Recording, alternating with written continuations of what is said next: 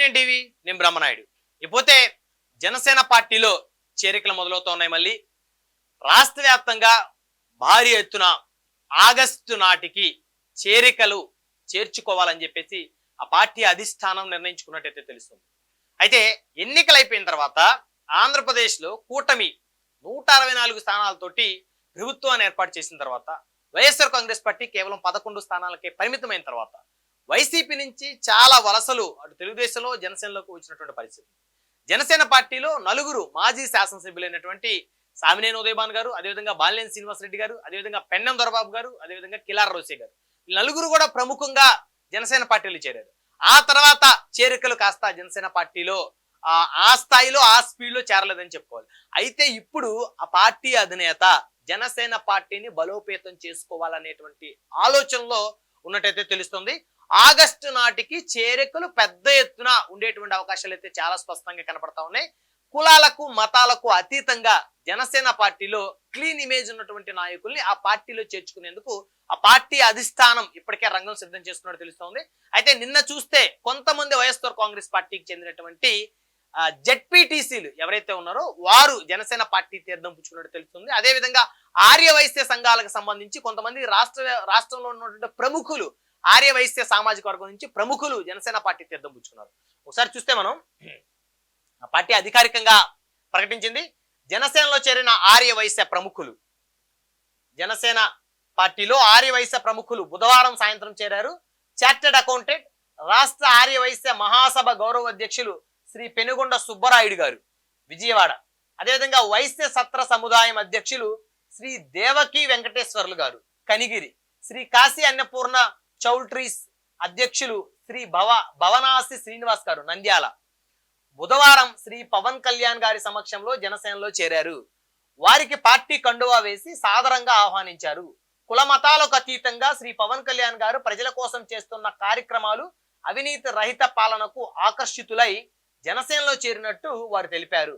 శ్రీ పవన్ కళ్యాణ్ గారి ఆలోచనలు, సిద్ధాంతాలు రాష్ట్ర భవిష్యత్తుకు బాటలు వేస్తాయని ఆశాభావం వ్యక్తం చేశారు. ఇది ఆర్యవైశ్య ప్రముఖులు జనసేన పార్టీలో చేరారు. అదేవిధంగా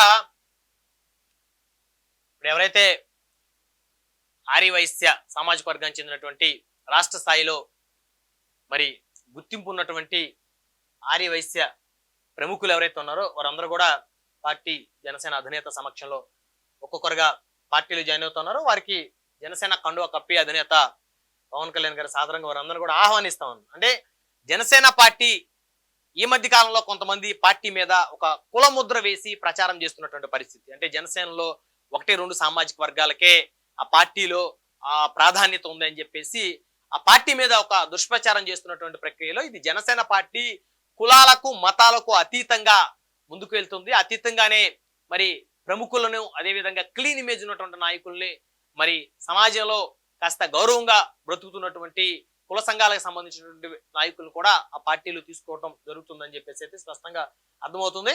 అదేవిధంగా జనసేనలోకి వైసీపీ జెడ్పీటీసీలు కండువా కప్పి పార్టీలోకి ఆహ్వానించిన రాష్ట్ర ఉప ముఖ్యమంత్రి శ్రీ పవన్ కళ్యాణ్ గారు అని చెప్పేసి సో జనసేన పార్టీ అఫీషియల్ గా ఒక వీడియో కూడా పోస్ట్ చేశారు. అంటే ఇక్కడ చూడొచ్చు, బొలిశెట్టి శ్రీనివాస్ గారు తాడేపల్లిగూడెం శాసనసభ్యులు జనసేన పార్టీ ఆయన కూడా ఉన్నారు. అదేవిధంగా మరి కొటికలపూడి చిన్నబాబు గారు, ఆయన జనసేన పార్టీకి సంబంధించి జిల్లా అధ్యక్షులైన ఆయన కూడా ఉన్నారు.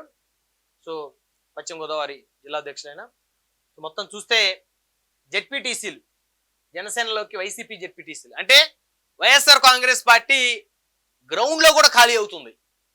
ఆ పార్టీలో నాయకులు చాలా మంది వెళ్ళిపోయారు. జనసేనకి కొంతమంది మాజీ ఎమ్మెల్యేలు వైసీపీలో ఎమ్మెల్యేలుగా గెలిచి మంత్రులుగా పనిచేసినటువంటి కొంతమంది సీనియర్లు జనసేనలో జాయిన్ అయ్యారు. మరి కొంతమంది తెలుగుదేశం పార్టీలు జాయిన్ అయ్యారు. అయితే నాయకులు పోయినప్పటికీ కూడా కేడర్ బలంగా ఉంటుందని చెప్పేసి ఆశించారు ఆ పార్టీ అధినేత, వైసీపీ అధినేత జగన్మోహన్ రెడ్డి గారు. అయితే ఇప్పుడు గ్రౌండ్ లో జెడ్పీటీసీలు చేరికలు మొదలవుతా ఉన్నాయి ఇతర పార్టీలోకి.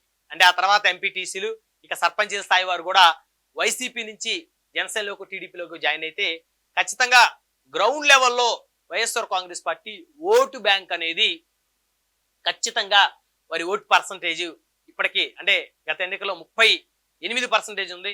దాదాపు ఒక 15% ఓట్ బ్యాంకు నాయకులు ఇతర పార్టీలోకి వెళ్ళటం వల్ల ఖచ్చితంగా పడిపోయిందని చెప్పుకోవచ్చు. ఎందుకంటే ప్రతి నాయకుడికి కూడా వ్యక్తిగతంగా ఒక 10,000 ఓటింగ్ ఖచ్చితంగా ఉంటుంది.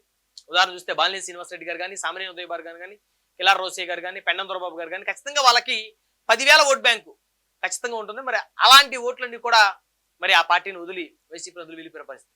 అదేవిధంగా మరి కొంతమంది తెలుగుదేశంలో జాయిన్ అయినటువంటి ఆల నాని గారు కానీ, అదేవిధంగా మోబుదేవి వెంకటరమణ గారు కానీ, ఇలా చెప్పుకుంటూ పోతే చాలా మంది ఉన్నారు. సో కాబట్టి గ్రౌండ్ లో కూడా వైఎస్ఆర్ కాంగ్రెస్ పార్టీ బలహీన పడుతుందని అయితే ఖచ్చితంగా చెప్పుకోవచ్చు. సో ఇప్పుడు జనసేన పార్టీకి సంబంధించిన జెడ్పీటీసీలు కూడా ఆ పార్టీ వదిలేసి జనసేన పార్టీలో చేరుతున్నట్టు స్పష్టంగా అర్థమవుతుంది.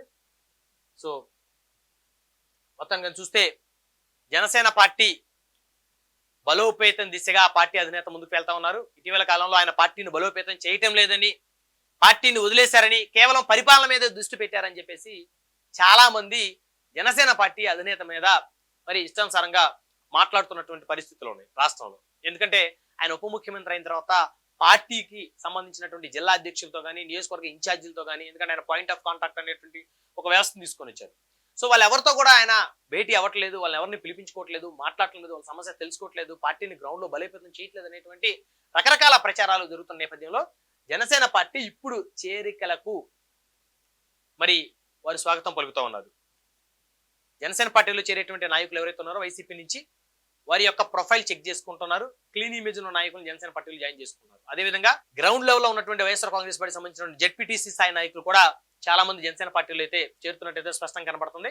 సో ఇక ఆ పార్టీ ఖచ్చితంగా గ్రౌండ్ లెవెల్లో కూడా బలోపేతం చేసుకొని వచ్చే ఎన్నికల నాటికి మరి ఇదే కూటమిలో ఆయన ఉంటానని ప్రకటించిన నేపథ్యంలో ఖచ్చితంగా తన సీట్ల సంఖ్యను పెంచుకుంటాడు అని చెప్పడంలో ఎలాంటి అతిశయోక్తి లేదో చెప్పుకోవచ్చు.